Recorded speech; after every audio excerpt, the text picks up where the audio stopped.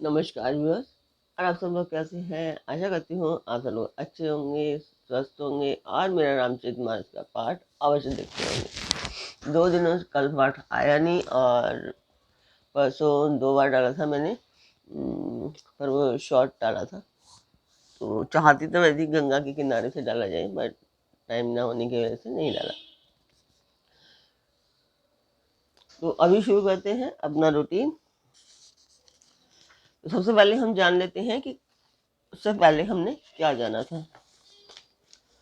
उससे पहले था कि भगवान रुद्र की स्तुति का ये अष्टक उन शंकर जी की तुष्टि के लिए ब्राह्मण द्वारा कहा गया जो मनुष्य इसे भक्ति पूर्वक कहते हैं। उन पर भगवान शंभु प्रसन्न होते हैं। सर्वज्ञ शिव जी ने विनती सुनी और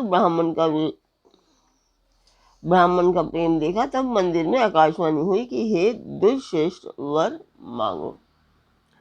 ब्राह्मण ने कहा, हे प्रभु, यदि आप मुझ पर प्रसन्न हैं और हे नाथ, यदि इस दीन पर आपका स्नेह है तो पहले अपने चरणों की भक्ति देकर फिर दूसरा वर दीजिए।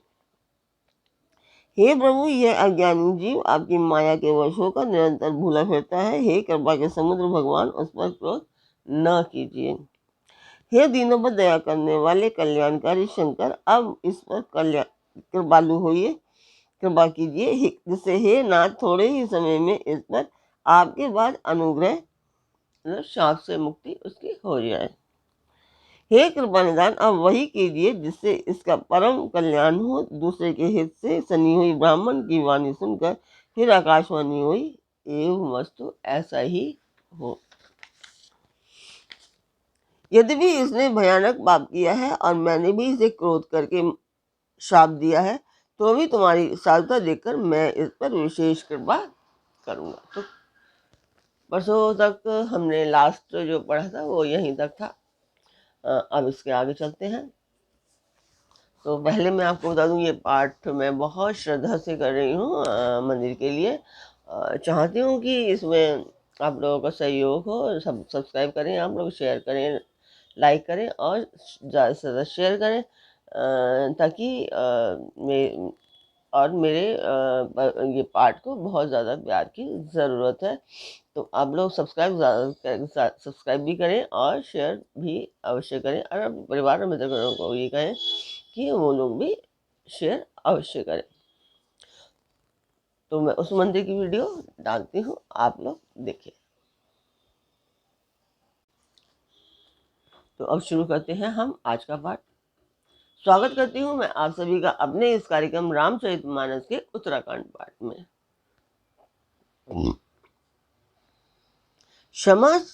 क्षमाशील जे उपकारी, ते द्विज मोहि प्रिय जथा खरारी।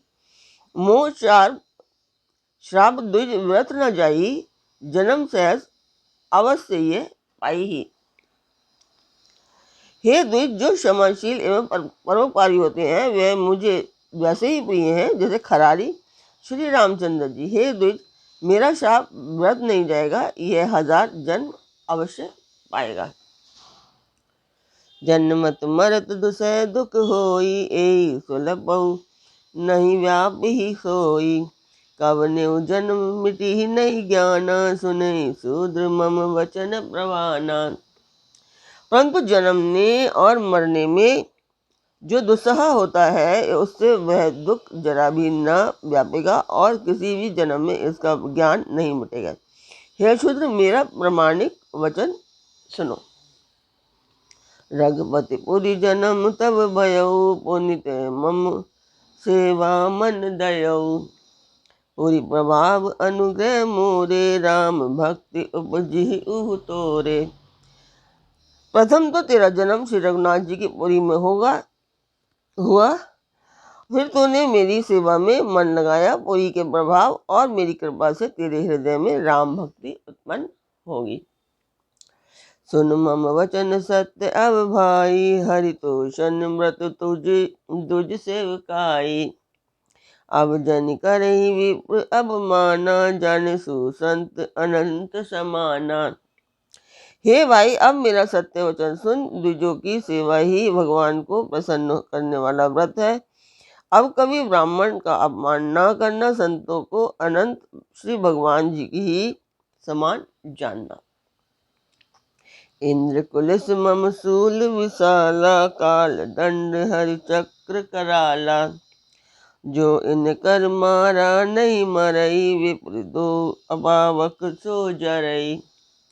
इंद्र के वज्र, मेरे विशाल त्रिशूल, काल के दंड और श्री हरि के विकराल चक्र के मारे जो नहीं मरता, वह भी विप्र दो रूपी अग्नि से भस्म हो जाता है। अस विवेक राखे हु मन माही, तुम्हें कह जग दुर्लभ कछु नाही। और एक असीसा मोरी, अप्रतिहत गति होई ही तोरी। ऐसा विवेक मन में रखना फिर तुम्हारे लिए जगत में कुछ भी दुर्लभ ना होगा। मेरा एक और भी आशीर्वाद है कि तुम्हारी सर्वत्र अबाध गति होगी, अर्थात तुम जहाँ जाना चाहोगे वहीं बिना रोक टोक के जा सकोगे। सुनी से वचन हर्षि, गुरु एव मस्तु इति भाषी। मोहि प्रबोधि गयहु ग्रह, शंभु चरण उर राखी। आकाशवाणी के द्वारा शिव जी के वचन सुनकर गुरु जी हर्षित होकर ऐसा ही हो यह कहकर मुझे बहुत समझाकर और शिव जी के चरणों को हृदय में रखकर अपने घर चले गए।